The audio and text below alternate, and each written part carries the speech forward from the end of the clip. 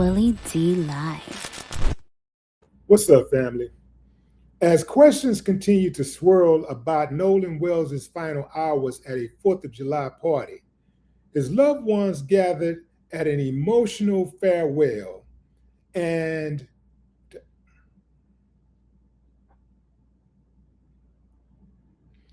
what's up, family? As questions continue to swirl about Nolan Wells' final hours at a 4th of July party, his loved ones gathered today to say farewell and to urge the public.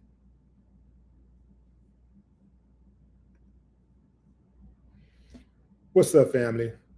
As questions, what's up, family? As questions continue to swirl about Nolan Wells' final hours at a 4th of July party,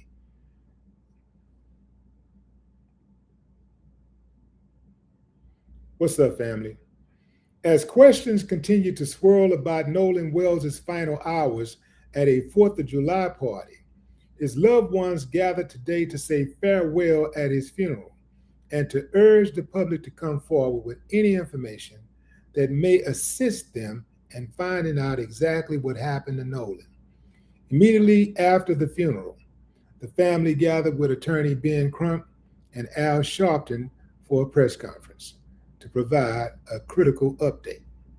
Check it out. They say that be mindful of the fact that these two parents have just funeralized their son, and we would hope you respect that.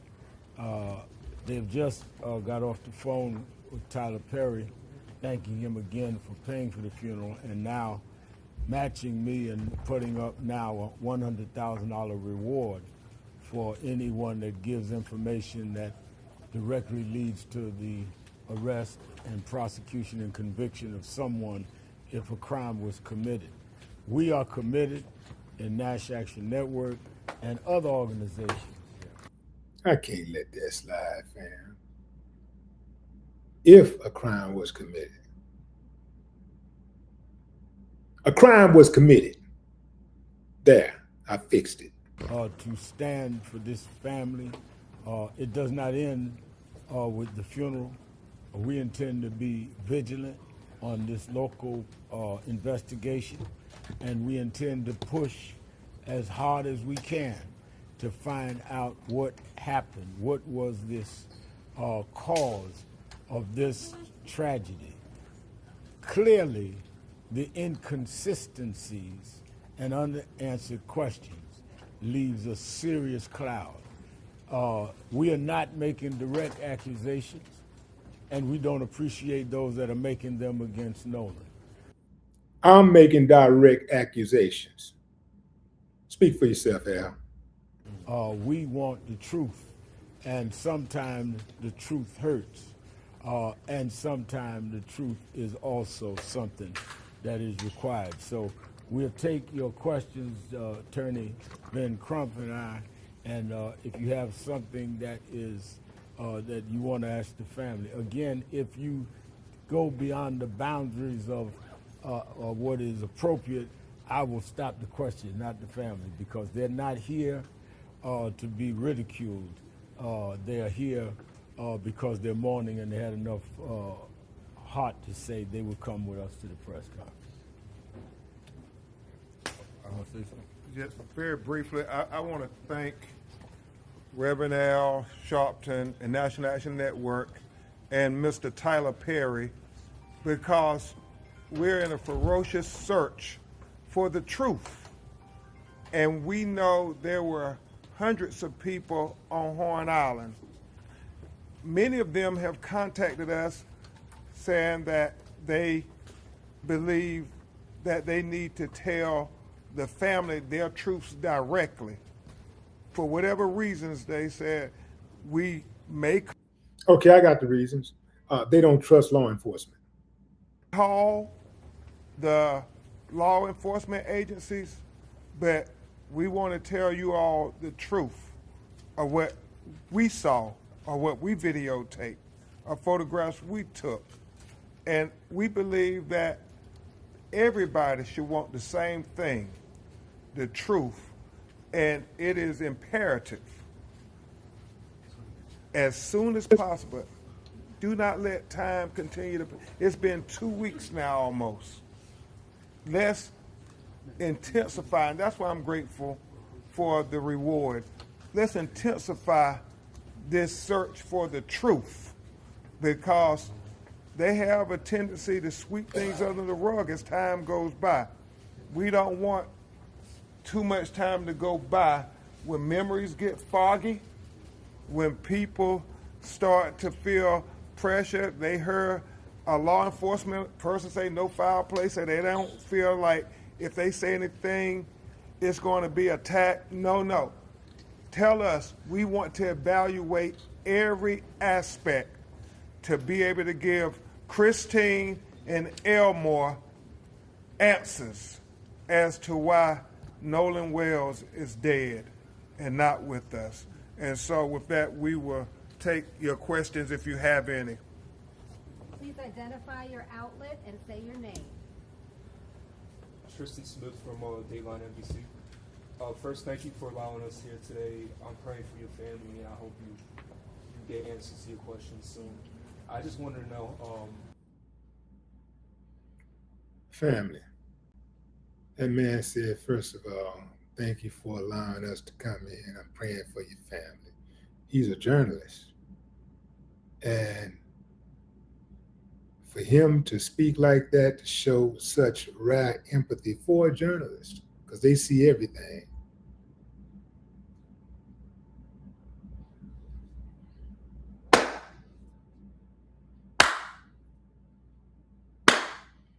I ain't got no problem with that. With the community turnout, the football players there, the state reps, everybody came out today. What does that mean to you and your family? That means a lot. Again, that is a testament to who Nolan is and was as a person, how many people he touched. It's also a testament to those who have questioned our parenting, what type of parents we are to all of our children. And we just cannot thank our community enough for rallying around us during this time. Also, again, to Colin Kaepernick, Tyler Perry, Byron Allen, just so much love from places we could have never imagined, and we're grateful. Thank you. Danielle Willis, WJTV out of Jackson, and again, my condolences as well to you all. We are praying for you in your time. And what would transparency look like to you all? I know we spoke about transparency during the eulogy. What are you hoping and wanting from investigators? The truth. I think that we need to hear exactly with evidence of what they say happened. I think that part of what embellished the concerns we had was for someone in law enforcement here to say, we see no foul play. So they're really going to have to show us one way or another where they go from here. The fact is that you cannot convince many of us, given the unanswered questions, cell phones, stuff taken off the cell phone, keys, all of which was at first denied. And no one turned, they did not come to the family. The family started missing him and searching for him. All of that does not add up. So what we would want to see is something that adds up to saying truth, not adds up to just some loosely connected stories. The only thing I would add to Reverend Al's answer to your question, what is transparency to us? It is truly having a fair and impartial investigation, as if Nolan, the facts were reversed. I mean, it's inescapable. People often talk about, well, you all keep interjecting race. Well, y'all know in every situation that is a identifier when you're talking about matters. We hear black on black crime. It's inescapable. And so we want to really be able to say to this family, but to America, it was a fair investigation. everything they did had the roles been reversed racially, where they had 3 young black men and a white man died after being on the boat, you have his cell phone. Those are the things that we're searching for. Did you search their phones? You know, we talking about Nolan's phone. Those are the questions that transparency, the autopsy, you know, we waiting for it. It shouldn't take that long. We want those answers. And so transparency is giving complete equity to this family, a fair and thorough, impartial investigation where we know that due process was respected every step of the way. Let me speak on this race thing really quickly. The only people who say y'all always make it about race are racist, people who are delusional, and coons. That's absolutely it. Those are the only people that has to make a point to say you make it about race. Many have questions, and so we are trying to be respectful and collaborative as much as we can. We will hope that they will give the same to us. Attorney Crump, we talked before about situations like this, and I'm just wondering, does it bother you a little bit that we don't have that news conference where officials are given a timeline, where they map things out for what they know, where they share as much information as they have with the public? Because obviously people are paying attention. Yeah, you know, Ryan, it's always troublesome to all of us when these investigations just take forever. I mean, 6 months to get a toxicology report back, to get an autopsy done, as if, you know, the longer we let it go, the more people forget, other things happen, it gets swept under the rug. And so that's what's important, to have a timeline. And when you don't have that timeline, you start to say, oh, what Nolan Wells, what happened? I mean, I remember that case, but we got no answers. And so that's the trouble without having a timeline. And so that's why the people who are calling us, I mean, we have people presenting videos, and it's so helpful as we try to put this puzzle together. People are talking about their boats, and when they were out there, and when they were in earshot of Nolan and people on the boat. We need all of that information because we want to make sure what goes to the grand jury is accurate. Right. We know when it goes to the grand jury, we never will know what happened in that grand jury. That's why we're collecting affidavits. Did this get presented to the grand jury? It's never lost on me. It's never lost on me. You can get an indictment on a ham sandwich in the grand jury if you want to. Mm-hmm. The question is, are you trying to get to the truth? Or are you trying to help keep the truth hidden from us?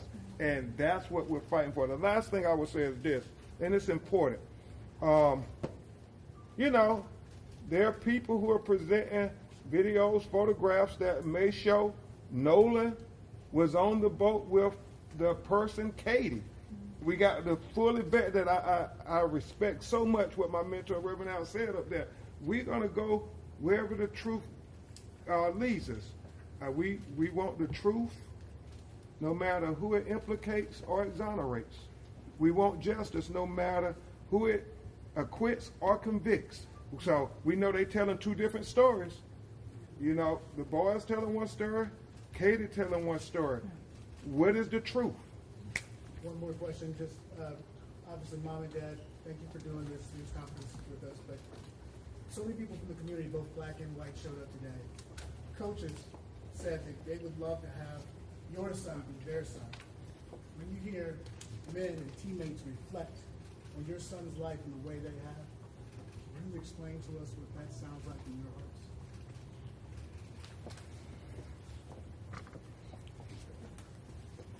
To me, that sounds like me and my wife did an excellent job at raising a fine young man. Yes. Nolan was loved by many, both young and old. He helped a lot of people. No matter if you were regular or handicapped, people still love Nolan. He would help special needs. He would help special needs kids all the time. Basketball, teach them how to play basketball. I mentioned in my speech about getting phone calls and emails. There was a father who asked Nolan to help his special needs son train for basketball, and Nolan did it willingly, and that made that kid's day. And he seen me out one day, and he couldn't stop thanking me and praising me enough for the son that I raised and how much that meant to his son. So, as far as I'm concerned, we did a great job. Yes, you did. Yes, you did. One more question. Who's your 4.5. We were asking, did you guys ever get the incident report back? We know it was an issue getting it. No, we brought that up in our meeting, so hopefully we will address that. Won't be today, but we will address that. Okay. Hi, my name is Ken. I'm from DFW Night Shift Crime in Dallas, Texas. I just want to offer my condolences to you. I wanted to ask you, what does honoring Nolan's legacy look like for your family moving forward? Are there any foundations, scholarships, community initiatives, or causes you hope people will support in his memory? Absolutely. This is actually something my cousin Keezy and I have briefly discussed. But of course, with everything that's going on, we want things to kind of cool down a little bit. My husband and I, honestly, we have not fully processed this. We have not fully grieved Nolan, but that is the plan, is to come up with some foundation just to honor him, but also to United Cajun Navy. Big help. Boots on the ground almost immediately after I spoke with Josh Gill. So, you know, we have to remember those types of organizations in our communities and utilize them, but also give back to them. So that is our hope, that we'll be able to give as much as we've been given during this time. Yes. Stephen Smith with the Associated Press. Is there any update to the independent autopsy that you guys requested? Sure. And just on that last question, very good question. Christine and Elmore and Cliff Jones and Lisa Park at the office, they talk frequently, and that's one of the things she stressed at the funeral service. She wanted to celebrate his life and define what his legacy will be. So we look forward to working to define his legacy. Nobody else is going to define his legacy but the people who knew him best. That's right. Yeah. As it relates to the independent autopsy, we are looking to have findings sooner rather than later. Obviously, you want stuff from the first autopsy because they had the body closer to time. We got the body almost 6 days later, Dr. Roger Mitchell. So there are limitations as to what he could do. So, you know, you do the best you can, but there are unanswered questions. So he's getting his report together. I believe it will be coming very soon. Yeah. Let me take one. I'm going to take three more. 1, 2, and we'll come back to you. Janelle Griffith with People Magazine. I also want to extend my condolences and to thank you for allowing the media to come. I know you didn't have to allow us to be here. I just had two small questions, both related to cell phones. One of the things that came out of your meeting with the local DA was that you agreed you would both analyze Nolan's phone. I wanted to know when that might take place. And the other was that at the end of the last press conference, you said that, Ben, you said you wanted everybody's cell phones looked at. So that, to me, that meant the other young men that were with Nolan that day. Did you communicate that to the DA, and what did she say? If so, have they analyzed their phones? Do they plan to? I did communicate that to the district attorney. Whether they're going to do that, that's a question that you have to ask them. But we thought that it's only fair, if we're going to look at Nolan's phone, we should look at the other people who were with Nolan that day. Because, again, we just want equal justice. We think that if Nolan was on that boat, roles were reversed, they would look at his phone, and so that is going to be important. We have not established a time yet of when we're going to do the mutual inspection of the cell phone. We have to do some technical things. We're getting our experts together, working with phone companies and so forth, but we hope to do that sooner rather than later. This was a big first step for the family getting through the day, so now we can get laser focused on all those things to finish this investigation. Will Polson with WLOX. Ben, you had mentioned that it had been a couple of days, I think you had said 6 days, since after the state's autopsy was done before you were able to get access to the body. I know whenever it first came out, it was being flown to D.C. and then autopsy planned for that Friday. Can you confirm when that autopsy was done? They had weather issues, so I do think they got the body Friday night or Saturday morning, around that time. Is that the same day that the autopsy was? I can't confirm that. I know they received the body, and I think they immediately went to it. It would be in the report the date they did the autopsy. Thank you. Yes. Miss Selena Charles, the Purpose of the People. You guys are supposed to be having a rally on the 26th. Is that still going to occur? Well, I think that was the community, people who are activists who we're very grateful, standing up, demanding a fair and impartial investigation.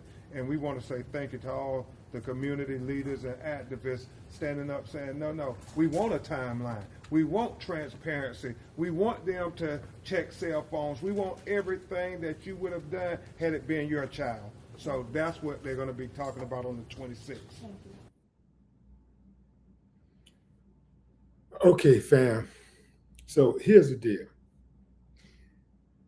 Even if they get a suspect, they identify a suspect, and they get an indictment, and they drag that uncivilized mutt or mutts into the courtroom, it's going to be hell. It's going to be hell to get a guilty verdict.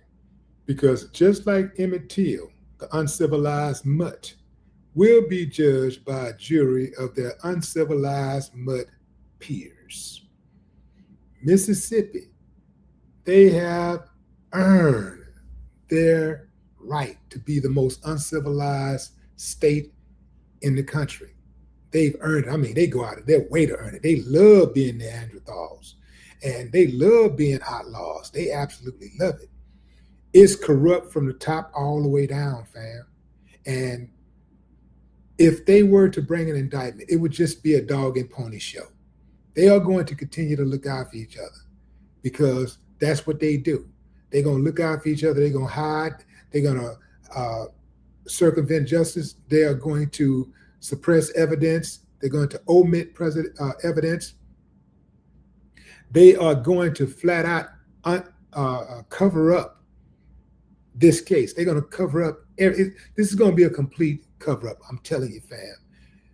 I do believe that Ben Crump and the family will be successful at obtaining some type of information, some type of evidence that will compel the state to actually file charges against somebody.